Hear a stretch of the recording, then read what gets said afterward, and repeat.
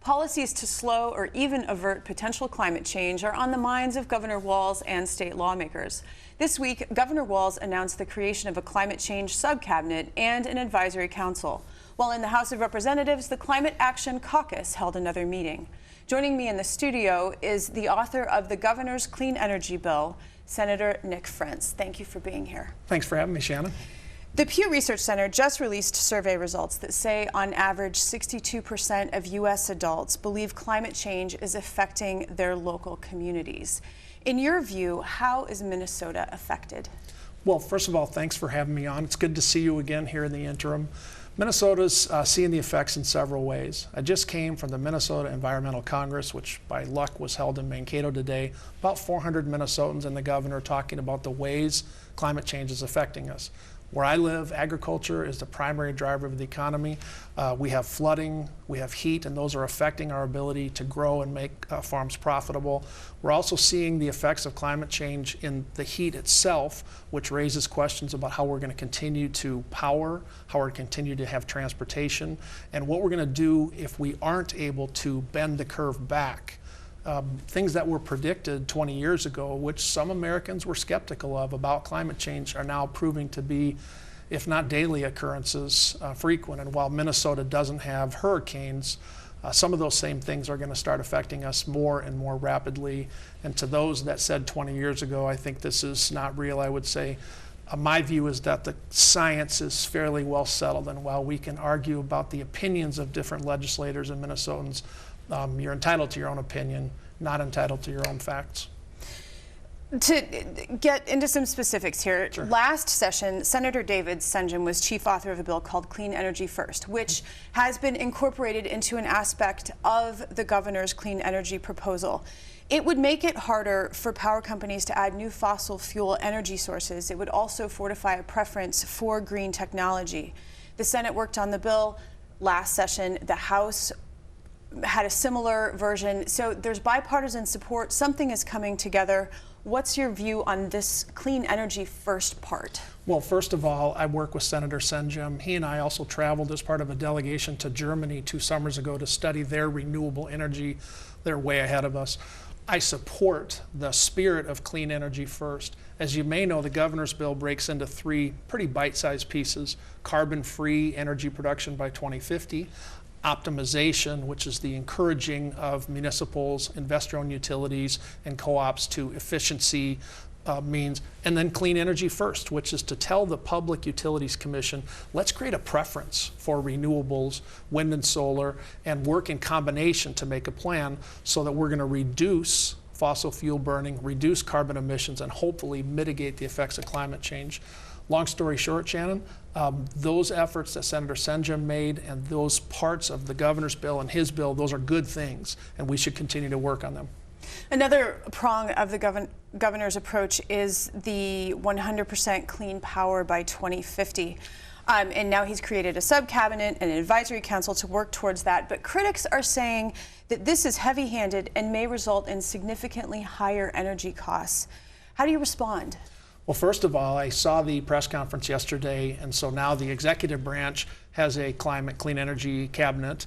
The House has got a climate clean energy cabinet. Kind of makes us in the Senate a little bit jealous. Stay tuned on those questions about the Senate.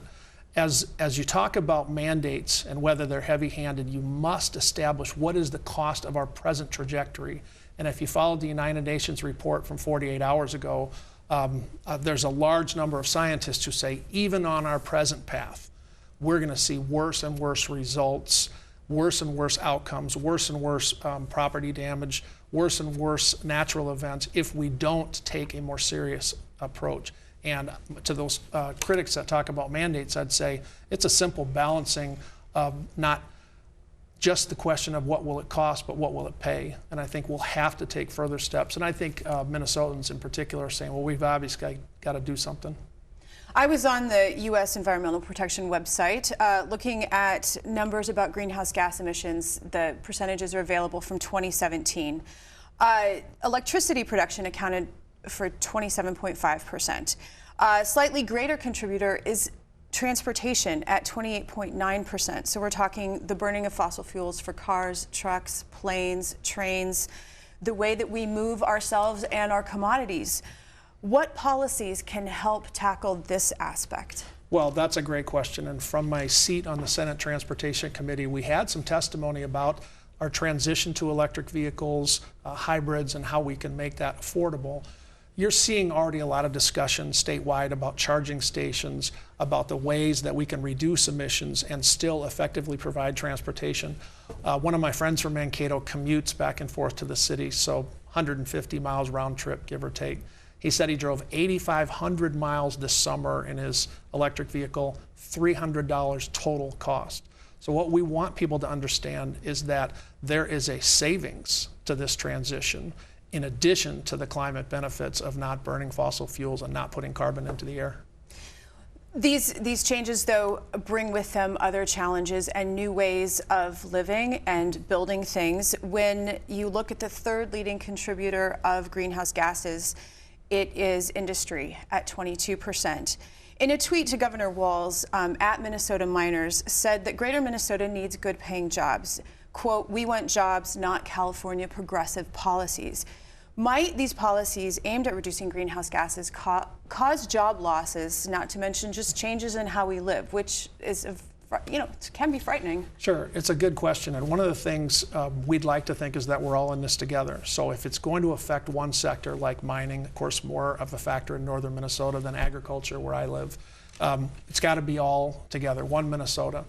There are 11 states besides California that have enacted, for example, the Clean Cars Initiative. They have not seen a loss of jobs. They have not seen a hit to their economy.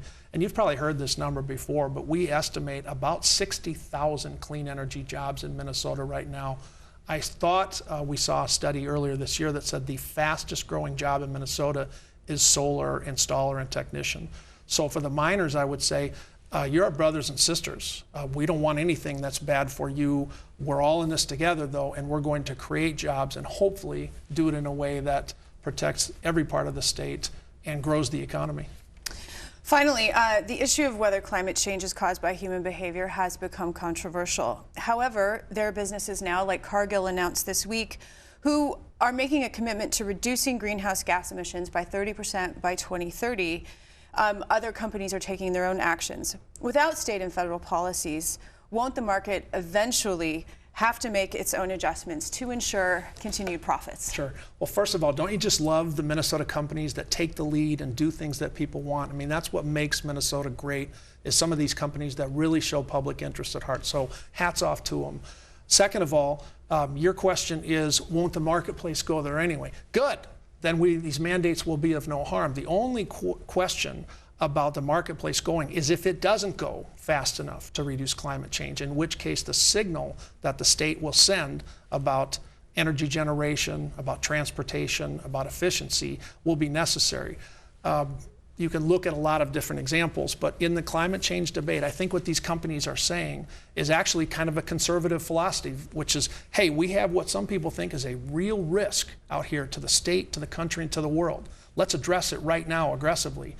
If it wasn't a real risk, fine, we created clean energy, we built windmills and solar, and we've done no harm. If it was a disaster waiting, and a lot of people think it is, we may have averted it and saved the planet for our children, our grandchildren, and everybody to come after that. And so for those companies, I think investing their own dollars, of course, that's a sign that they're pretty smart, and I think I agree with them that we need to move. Senator Nick Frentz, thank you. Thank you, Shannon. Good seeing you.